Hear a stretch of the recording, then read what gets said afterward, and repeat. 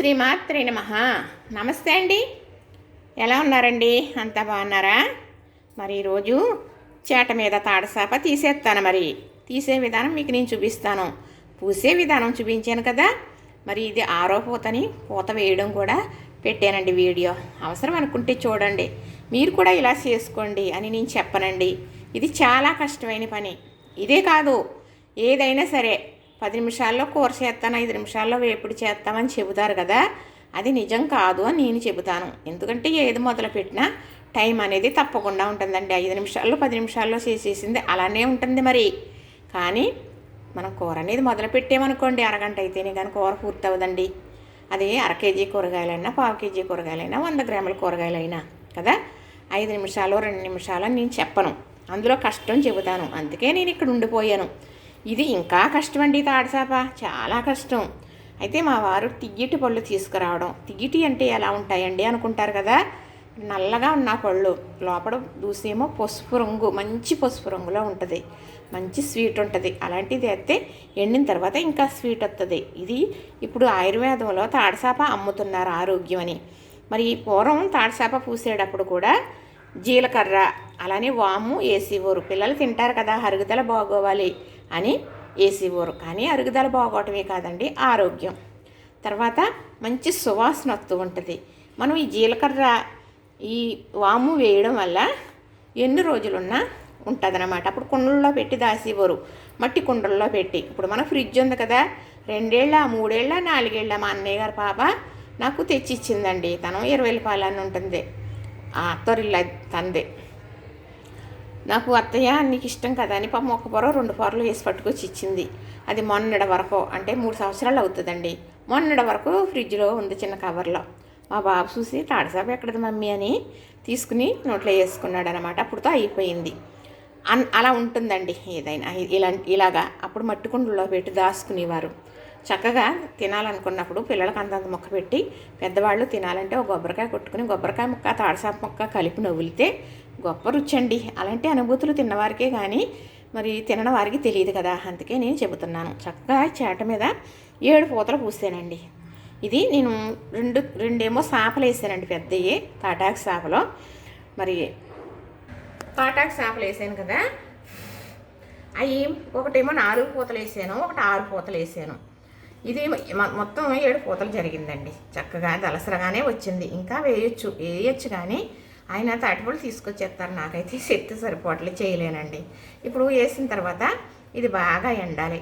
నాకు ఆనమైతే అయిపోయిందండి. తాటాకు సాప మీద వేసానా, 4 పూతలు వేసేసరికి వర్షం వచ్చింది. వేయడానికి లేదు, ఎండలేదు. దాన్ని చాలా జాగ్రత్తగా కాపాడుకొచ్చి వారం 10 రోజులు వర్షాలు కురిసి ఎండలు వచ్చిన తర్వాత ఎండలో పెట్టి తీయడం జరిగింది.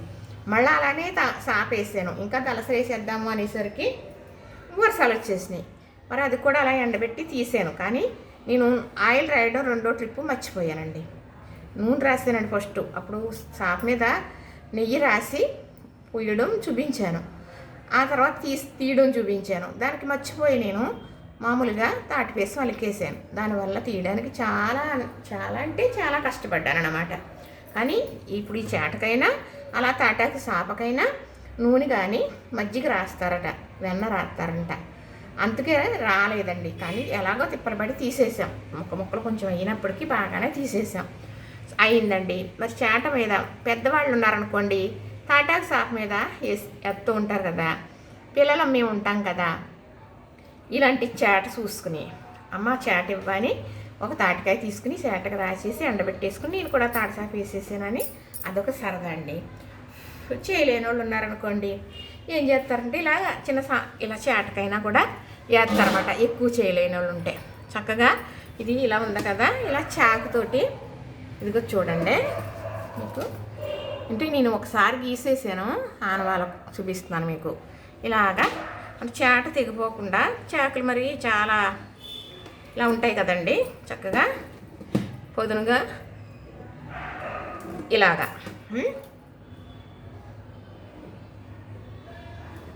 ఇప్పుడు ఇది అలా మధ్యలో కూడా నేను గీసానండి. అంటే ఇలా అంటే మనం పొరల కింద వచ్చేస్తుంది అన్నమాట. ఇది రాత్రి తీసి చూసాను అన్నమాట. ఇది వాము తాడసాపండి. వాముతో వేసిన తాడసాప.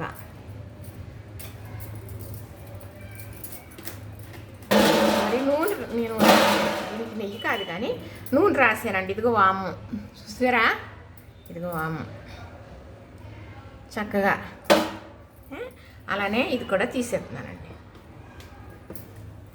అంటే గబుక్కులు లాగేస్తే కింద ఉండిపోతుంది, కొంచెం మెత్తదనం ఉంటుంది కదా. అలాగా కాకుండా ఇలా జాగ్రత్తగా మనం నెట్టి ఇలాగా ఇదిగోనండి చూసారా. అంటే కొంచెం చెమ్మ ఉందనుకోండి కొద్దిగా అంటుకుంటుంది అన్నమాట, అంతే. ఇదిగో చేట మీద తాడసాప చక్కగా వాము వేసాను కదండి, మంచి సువాసన వస్తుంది. మరి అలానే తినేటప్పుడు కూడా మనకి మంచిగా నూరంతా సువాసన వస్తుందా, అరుగుదల కూడా బాగుంటుందా, రుచి బాగుంటుందా. మరి ఇలా నిలవ కూడా ఉంటుందండి. పూర్వం మరి కుండలో పెట్టి దాసేవారు కదా.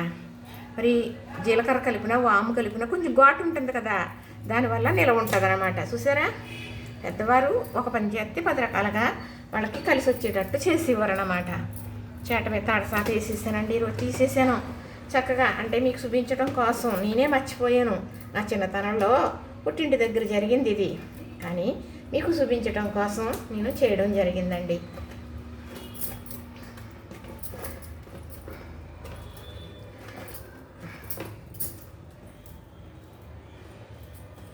ఎందుకంటే అవి చక్కగా తీసేసాను కదా, ఇది కానీ ఇక్కడ అంటుకుని కొంచెం ఇబ్బంది పెడుతుందండి. అది కొంచెం మెదుపుని తీసుకోవడమే మనం.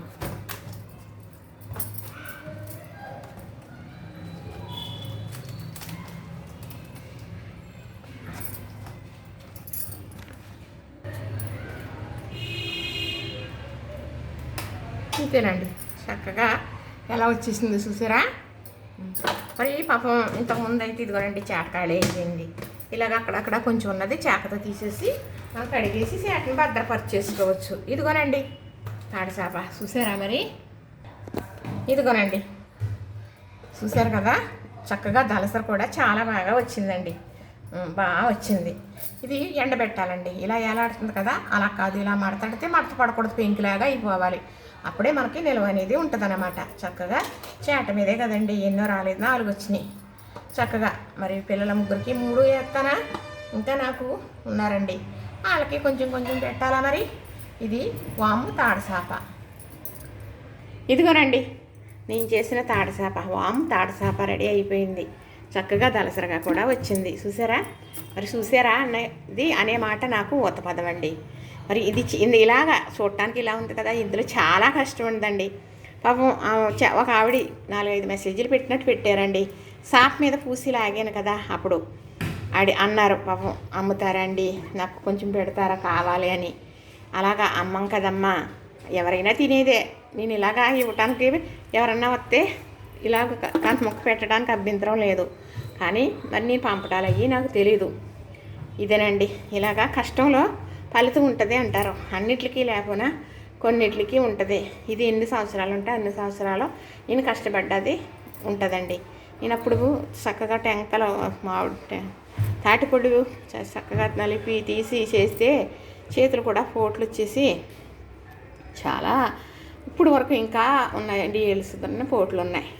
కానీ కష్టపడాలండి. దీనివల్ల ఏం ఉపయోగం అండి అంటారా, అలా అని కాదు, కూర్చుని మేమేమీ తినేయం. ఇది దీనివల్ల ఏదో సంవత్సరం తరబడే ఆదాయం ఏమీ కాదు, కానీ ఇలా చేసుకునేవారు, ఇలా తినేవారు సిరితిళ్ళు. పూర్వం ఇలా భద్రపరుచుకునేవారు. ఇప్పుడు మనం ప్రతిదీ మామిడి పండు దూసు కూడా చేసుకుని ఫ్రిడ్జ్లో పెట్టుకుంటున్నాం. అప్పుడు అలా కాదండి, మామిడి తాండ్ర లేదు, తాడి తాండ్ర ఉండేది. అలాగా సంవత్సరం సరిపడా పప్పులు అపరాలు బియ్యాలు వాడించుకుని ఉంచుకునేవారు. ఇప్పుడు అలాగా ఎంత మంచి తెచ్చుకున్నా 15 రోజులకు పుచ్చొచ్చేస్తుంది కదా, అంత భద్రపరుచుకునేవారు. ఫ్రిడ్జ్ లేనప్పుడు కూడా, ఫ్రిడ్జ్ ఉంటేనేనని కాదు, వేసం కాలంలో కొంకుడికాయలు కూడా దంచుకుని పొడవు జల్లించుకుని ఉంచుకునేవారు. అది కొంచెం 2 స్పూన్లు వేసుకుని అంటే శ్రద్ధగా చేసుకునేవారు, లేదంటే కొంకుడికాయలు కొట్టుకుని నానబెట్టుకుని అంటుకునేవారు. అలాగా ఎండాకాలంలో బోళ్ళు పని చేసుకునేవారండి. వేసం కాలం మే నెలలో అయ్యని, అదంతా సంవత్సరం అంతా రాపోనా అలా వాడుకునేవారు. అలా పని కల్పించుకుని చేసుకుని చక్కగా హ్యాపీగా హాయిగా ఉండేవారు. ఇది చూశారు కదా, అందులో ఇది చెప్తున్నాను అనుకుంటారు. ఇది మళ్ళీ ఎండలో పెడతానండి, పెంకులాగా ఎండబెట్టేస్తాను, అప్పుడు భద్రపరుస్తాను. చూసారా, నచ్చిందా? లైక్ చేయండి, షేర్ చేయండి, సబ్స్క్రైబ్ చేయండి.